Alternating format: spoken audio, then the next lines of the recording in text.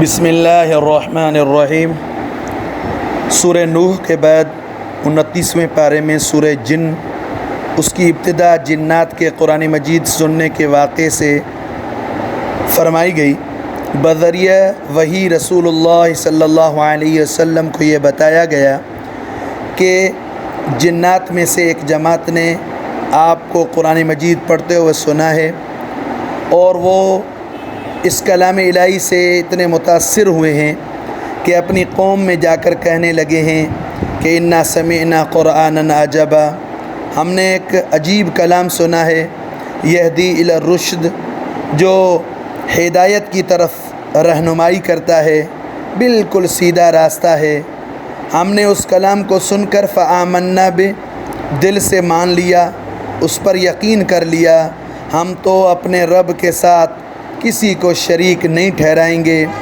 ہم اچھی طرح سمجھ گئے ہیں کہ ہمارے رب کی شان سب سے اونچی ہے، اس سے بڑا کوئی نہیں، نہ اس کی کوئی اولاد ہے اور نہ اس کی کوئی بیوی ہے۔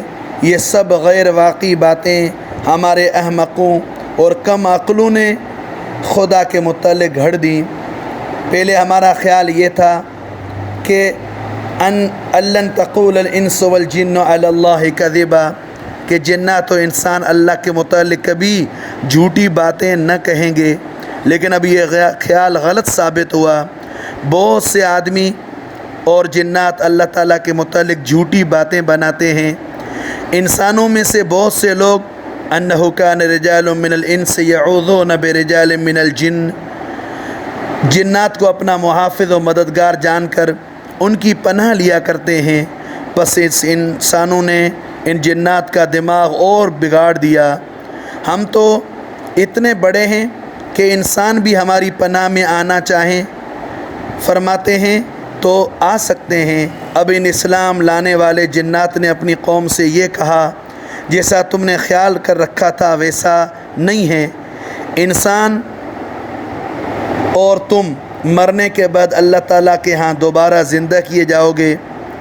اور آگے ان جنات نے اپنی قوم سے یہ بھی کہا کہ ہم نے جو اپنی سابقہ عادت کے موافق آسمان کو ٹٹولا اور وہاں کی باتیں سن کر ہم لوگ یہاں دنیا میں آ کر لوگوں کو گمراہ کیا کرتے تھے، انا کنا نقعد منہا مقاعد للسمع، اب ہم میں سے کوئی اوپر جائے گا تو محافظ فرشتوں کا سخت پہرا پایا، اور کوئی جن آسمانی خبر لے جائے یہ ہو نہیں سکتا، بلکہ آگ کے دہکتے ہوئے شعلوں سے اس کو مار دیا جائے گا۔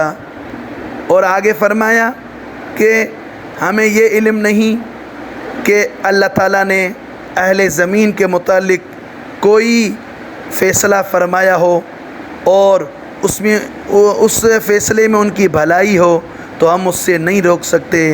ہماری قوم کے اندر پہلے ہی نیک اور بد دونوں قسم کے لوگ ہیں، نہ معلوم کہ کیا اثر ہوگا، لیکن ہم نے تو یقین کر لیا اور رب پر ایمان لائے، اس کی اطاعت کے بغیر کوئی چارہ نہیں، نافرمانی کر کے نہ زمین میں کہیں ہم اللہ سے چھپ سکتے ہیں، لن نعجزہ فی الارض، اور نہ کہیں بھاگ کر جان بچا سکتے ہیں۔ اس لیے ہم نے تو اس قرآن کے سنتے ہی مان لیا، اس پر ایمان لائے، اب ہمیں اس کا خوف نہیں کہ ہمارا کوئی حق مارا جائے گا اور کوئی نیکی لکھنے سے رہ جائے گی، ہم پر زیادتی ہو، کوئی گناہ زیادہ لکھا جائے، ایسا نہیں ہو سکتا۔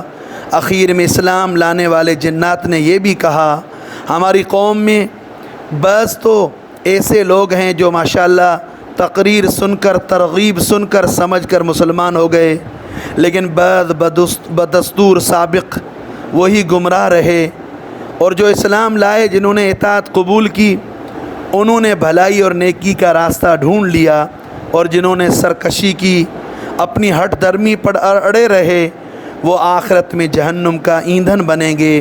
یہاں تک ان جنات کا کلام نقل فرما کر جو قرآن سن کر ایمان لا چکے تھے۔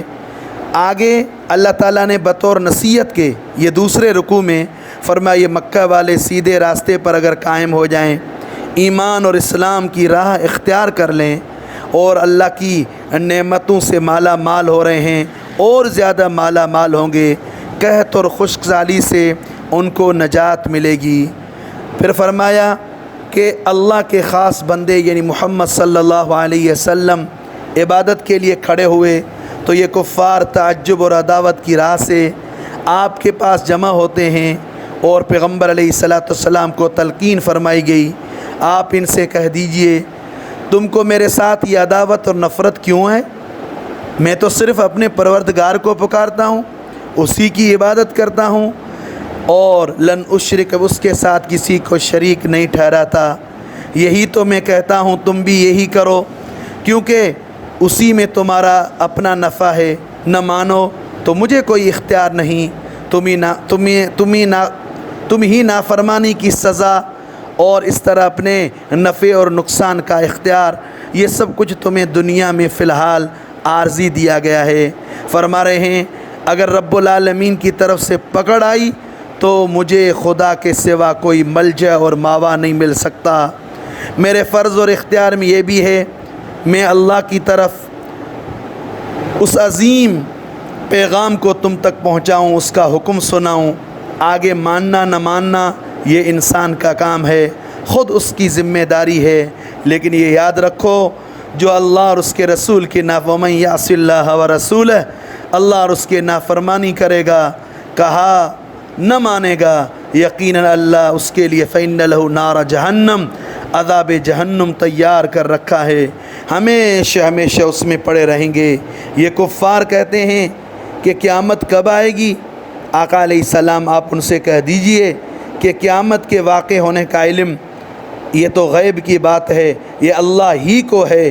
فرماتے ہاں غیب کی جن باتوں پر اللہ تعالیٰ جس کو مطلع کرنا چاہے اس میں مصلحت سمجھے تو مطلع کر سکتا ہے۔ فرمایا کہ جس پیغمبر کو اللہ تعالیٰ اپنے دین کے لیے منتخب کرتے ہیں اس پیغمبر کے آگے پیچھے محافظ فرشتے بھیج دیتے ہیں تاکہ شیطان اس کا کوئی بگاڑ نہ سکے۔ یوں تو ہر چیز اللہ تعالیٰ کے قبض قدرت میں ہے، لیکن اس کی وحی جو بھیجی ہوئی ہے اس میں کوئی خلط ملط نہیں کر سکتا۔ یہ حفاظت اور پہرا، یہ چوکیاں سب مصلحت کے تحت لگائی گئی ہیں، ورنہ اللہ تعالیٰ تمام احوال کا احاطہ کیے ہوئے ہیں، کوئی چیز اس کے علم سے باہر نہیں ہے۔ سورہ جن کے بعد سورہ مزمل، اس کی ابتدا پیغمبر علیہ الصلاۃ والسلام کو خطاب فرمایا گیا کہ رات میں عبادت کرنے کے لیے نماز پڑھنے اور کھڑے ہونے کا حکم دیا گیا۔ فرمایا کہ قیام میں 3 صورتیں اختیار کی گئیں، ایک تو نصفہ او انقص، آدھی رات یا آدھی رات سے کچھ کم یا آدھی رات سے کچھ زیادہ۔ اس قیام لیل میں قرآن مجید پڑھنے کا حکم دیا گیا، یہ بتلایا گیا کہ اِنَّا سَنُلْقِي عَلَيْكَ قَوْلًا ثَقِيلًا، آئندہ اللہ تعالیٰ آپ پر ایک شاندار وزنی کلام یعنی پورا قرآن مجید نازل کرنے والے ہیں، اس لیے یہ قیام لیل کا حکم دیا گیا۔ آپ ریاضت کے عادی ہو جائیں، استعداد میں کمال پیدا ہو۔ رات کے وقت اٹھ کر اللہ کی عبادت کرنے میں مشقت تو ہے، لیکن وہ وقت دعا اور قرات کے لیے خوب اطمینان کا ہے۔ چونکہ دن میں آپ کو دینی اور دنوی بہت سے کام رہتے ہیں، اس لیے رات کی تنہائی میں عبادت کیجیے۔ فرمایا قیام لیل کے علاوہ کے بھی دوسرے اوقات میں اللہ کا ذکر فکر رکھنے کی اور اسی کے طرف متوجہ رہنے کی تاکید فرمائی گئی تاکہ خداوندی تعلقات میں اور زیادہ غلبہ حاصل ہو۔ اپنے سارے کام اسی کارساز کے سپرد کر دینے اور اسی کے ذات عالی پر بھروسہ رکھنے کی ہدایت فرمائی گئی، یہ تسلی دی گئی۔ یہ کفار و منکرین جو باتیں بناتے ہیں، الزامات آپ پر تراشتے ہیں، ان پر صبر اور تحمل سے کام لیجئے، ان کی بدسلوکی کو برداشت کیجئے، ان کی شکایت اور انتقام کے فکر میں نہ پڑیں، ان کا معاملہ اللہ پر چھوڑ دیں۔ ان منکرین کو وقت پر سزا دی جائے گی، سزا بھی ایسی سخت ہوگی کہ ان کے پیروں میں بیڑیاں پڑی ہوئی ہوں گی، جہنم کی آگ میں جلنا ہوگا، کھانے کے لیے زقوم جس کو نہ نگل سکیں گے نہ اگل سکیں گے، اور بھی طرح طرح کے دردناک عذاب ان کو دیے جائیں گے۔ ان کی یہ پوری سزا قیامت کے دن واقع ہوگی، جبکہ زمین میں ترجف الارض والجبال، زمین میں زلزلہ آئے گا، پہاڑ باوجود اتنی جسامت کے زلزلے سے لرزنے لگیں گے، آپس میں ٹکرا کر چکنا چور ہو جائیں گے، ریزہ ریزہ ہو کر اڑتے پھریں گے۔ اب اس کے بعد منکرین کو خطاب فرما کر فرمایا کہ تمہارے پاس اللہ نے انا ارسلنا الیکم رسولا شاہدا، اللہ نے محمد الرسول اللہ صلی اللہ علیہ وسلم جیسا عظیم رسول مبعوث فرمایا، جیسے کما ارسلنا الی فرعون رسولا، فرعون بادشاہ مصر کی طرف موسیٰ علیہ السلام کی طرف رسول بنا کر بھیجا۔ جب فرعون نے ہمارے رسول کا کہنا نہ مانا تو ہم نے اس کو سخت پکڑ اور بری طرح تباہ و برباد کیا، سوائے کفار مکہ کے ہمارے رسول کا جو انکار کر رہے ہیں، کفر و عصیان پر جمے رہیں، وہ بھی ہلاک ہوں گے اور کفار مکہ بھی ہلاک ہوں گے۔ فرمایا ابر آگے کا مسئلہ کہ اگر دنیا میں بچ بھی گئے تو قیامت کے دن عذاب خداوندی سے نہیں بچ سکتے، انتہائی ہولناک منظر ہے۔ یاد رکھو اس دن تو خوف سے بچے بھی بوڑھے ہو جائیں گے، اس دن کا وعدہ پکا ہے۔ آگے فرمایا گیا یہ قرآن تمہیں سمجھانے اور یاد دلانے کے لیے بھیج دیا گیا، اس میں تمہیں بھلائی اور سیدھی باتیں بتائی گئیں، گویا یہ ایک نصیحت نامہ ہے جو ہر ایک کو اپنے رب کی طرف سے پہنچنے کا سیدھا راستہ بتاتا ہے۔ اب جو چاہے اپنے بھلے کے لیے اس راستے کو اختیار کرے اور جو نہ مانے وہ خود ہی ہلاکت سے دوچار ہوگا۔ اس کے بعد دوسرے رکوع میں پیغمبر علیہ السلام کو اس طرح فرمایا گیا کہ قیام لیل کے حکم کے قریب 1 سال بعد آقا علیہ السلام کو فرمایا کہ آپ نے آپ کے ساتھیوں نے ہمارے حکم کی خوب تعمیل کی، تہجد کے لیے راتوں کو اٹھے، کبھی رات کے 2/3 حصے، کبھی آدھی رات، کبھی 1 رات، کبھی 1/3 رات تم نماز میں کھڑے رہے، شدید مشقت برداشت کرتے رہے، لیکن اب اللہ تعالیٰ نے تمہارے حال پر عنایت فرمائی، پہلے حکم کو منسوخ فرما دیا، اب تہجد کی فرضیت منسوخ ہوگا، اب نفل ہے، اب جس قدر جس وقت آسان ہو، جتنا تہجد میں قرآن پڑھنا سہل ہو اتنا پڑھ لیا کرو، وہ پہلا حکم ہے۔ اس کی وجہ سے بھی فرما رہے ہیں اللہ کو یہ علم ہے کہ تم میں بعض بیمار ہیں، بعض روزی کے فکر میں سفر بھی کرتے ہیں، یا کچھ لوگ دشمنان اسلام سے جنگ و جہاد کے لیے آخرون یقاتلون فی سبیل اللہ نکلے ہوئے ہیں، ان حالتوں میں تہجد کی پابندی مشکل ہے۔ اب آسانی فرمائی گئی، مسلمانوں کو رات میں اٹھ کر تہجد پڑھنا اب نفل قرار دیا گیا، فرض نمازوں کا ادا کرنا ضروری قرار دیا گیا، وآتوا الزکوٰۃ اور زکوٰۃ کا دینا۔ اس کے علاوہ فرما رہے ہیں کچھ اخلاص کے ساتھ اقرض اللہ قرضا حسنا، نادار اور مفلس لوگوں کے لیے اپنا مال خرچ کرتے رہو، گویا کہ تم اللہ کو قرضہ دے رہے ہو۔ کتنی بڑی بات، جو نیک عمل اپنے لیے ذخیرہ آخرت میں تم بھیج رہے ہو، انشاءاللہ اس کا بہترین اجر اللہ کے ہاں پاؤ گے۔ اللہ سے مغفرت مانگتے رہو، کیوں کہ اللہ کی عبادت اور بندگی میں جو انسان سے کوتاہی ہو جاتی ہے، استغفار سے اللہ تعالیٰ وہ تقصیر اور وہ کوتاہی معاف فرما دیتے ہیں۔ اس کے بعد سورہ مدثر میں پیغمبر مدنی صلی اللہ علیہ وسلم کو حکم دیا گیا، یا ایھا المدثر، اپنے آپ کو چادر میں لپیٹنے والے، اب اٹھیے، مستعد ہو کر کافروں کو عذاب الہی سے ڈرائیے۔ سب سے اول تبلیغ میں توحید، اپنے رب کی بڑائیاں بیان کیجیے، اور اس کے بعد ضروری اعمال اور عقائد اور اخلاق کی تعلیم دے کر ہدایت یافتہ فرمانے میں اہم کردار ادا کیجیے۔ تبلیغ دین میں اگر خدا نخواستہ کوئی ناخوشگوار بات آئے تو پھر اس پر صبر کیجیے اپنے رب کی خوشنودی کے لیے۔ پھر فرمایا کہ اس ڈرانے اور تبلیغ دین میں جو ایمان نہ لائے ایسے کافروں کے لیے قیامت کا دن بڑا سخت ہے، اس دن تمام شرارتوں کا بدلہ دیا جائے گا۔ یہ وعید سنا کر عام کفار کے لیے پھر خاص کفار کے لیے بوجہ اناد و مخالفت دین آخرت میں سخت عذاب کا تذکرہ فرمایا گیا کہ دوزخ کے پہاڑ پر چڑھایا جائے گا، پھر چوٹی پر سے گرا کر دوبارہ چڑھنے کا حکم ہوگا۔ یہ سزا اس لیے تھی کہ قرآن سے اعراض کرتے، تکبر کرتے، قرآن کے شان میں یہ کہتے کہ یہ جادو ہے، یہ کسی بشر کا کلام ہے۔ اس جرم کی یہ سزا ہوگی۔ فرما رہے ہیں پھر جہنم کی آگ اسے جلا کر ان کے بدن کی حیثیت کو بگاڑ دے گی۔ اس جہنم پر 19 فرشتے بطور علیہ 19 بطور خازن کے متعین ہیں جو اہل جہنم کو طرح طرح کے عذاب دیں گے۔ فرما رہے ہیں پھر اس 19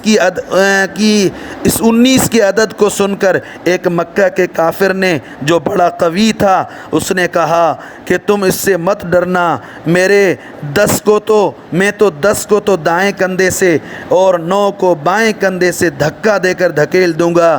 جیسا کہ ابو جہل نے کہا وہ تو فرشتے ہیں، اب کس طرح کر سکتے ہو تم؟ فرماتے ہیں تم قریش 1000 ایک فرشتے کو بھی کیا کر سکتے، اس کا سامنا نہیں کر سکتے۔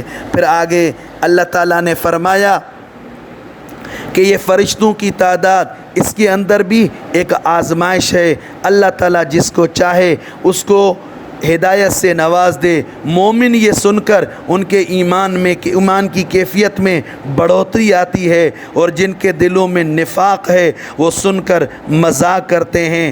اور آگے بتلایا گیا کہ کسی عدد کا تعین، اس کی قلت و کثرت کا انکشاف یا عدم انکشاف یہ مقصود نہیں ہے۔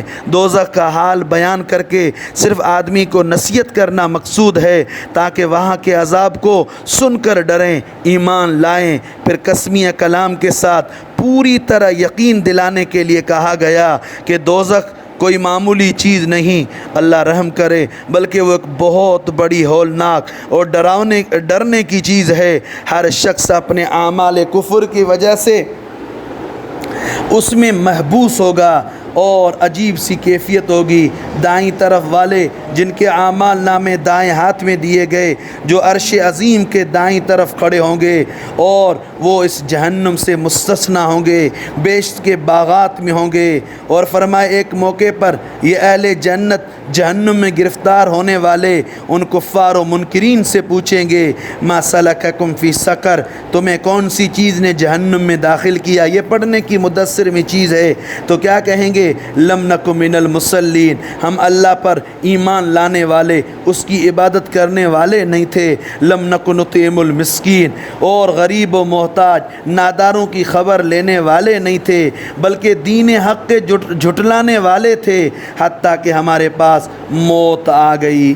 اور آگے پھر سمجھایا گیا اس کفر اور اعراض کی بدولت انہیں آخرت میں کتنا سخت معاملہ ہوگا۔ بہرحال فرما رہے ہیں یہ قرآنی نصیحت، اس سے یہ اس طرح بھاگتے ہیں جس طرح وحشی گدھے ہوں جو شیر سے بھاگے جا رہے ہوں۔ اس بھاگنے کے اسباب میں ایک سبب یہ ہے کہ یہ لوگ نعوذ باللہ قرآن مجید کو اللہ کا کلام نہیں سمجھتے، بلکہ ان میں سے ہر شخص یہ چاہتا ہے اس پر خود آسمان سے ایک لکھی ہوئی کتاب اترے۔ مختلف موقع پر پیغمبر علیہ السلام سے یہ کہا کرتے تھے، فرمایا ہرگز ایسا نہیں ہوگا، یہ قرآن نصیحت کے لیے کافی ہے، اب جس کا جی چاہے اس پر ایمان لائے، اس سے نصیحت حاصل کرے، اور جس کا جی نہ چاہے وہ خود جہنم کی سزا بھگتنے کو تیار ہو جائے۔ مگر یہ خوب سمجھ لینا چاہیے کہ خدا وہی ہے جس کے عذاب سے ڈرنا چاہیے، وہی جو اپنے بندوں کے گناہ معاف کرتا ہے جب بندہ ڈر کر اس سے معافی چاہتا ہے۔